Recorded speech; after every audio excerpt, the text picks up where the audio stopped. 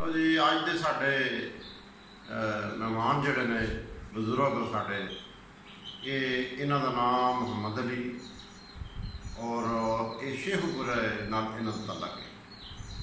तो वंड के जोड़े पिछोड़े जोड़े उदों जाड़े पे सन उस सिलसिले इन्होंने असीं गलबात करने इन्हों की उम्र तकरीबन 100 तो कोई 1-2 साल उपर है या घट। इन्हों की जबानी असी सारा जोड़ा ना वो तू मतलब कि खुद ही दसते हैं।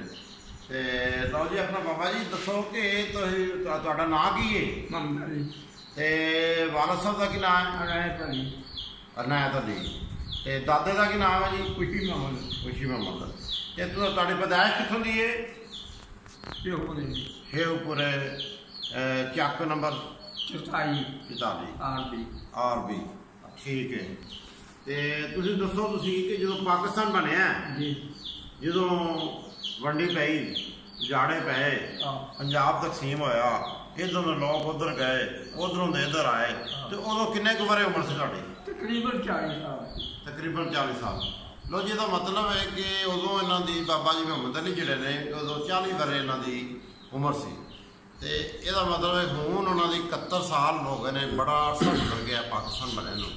तो माशाअल्लाह ये ठीक ठाक ने इन्हों तकरीबन 111 साल उम्र बनती है और नज़र भी इन्हों ठीक है। तो थोड़ा बहुत फिर इस उम्र के हो जाते हैं मसले मसायल।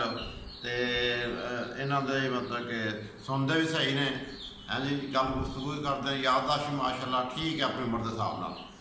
तो इन्होंने सिलसिले मजीद अच्छा जी दसो तुसी जो पाकिस्तान तो पहले तुहाडे कोई दोस्त है सन हिंदू सिख कोई जिहड़े जिन्हां नाल खेडदे खुडदे सो?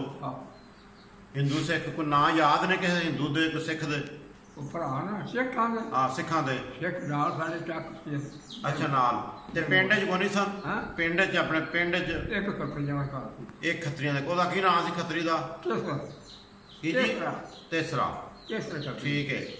ते ओ मतलब कि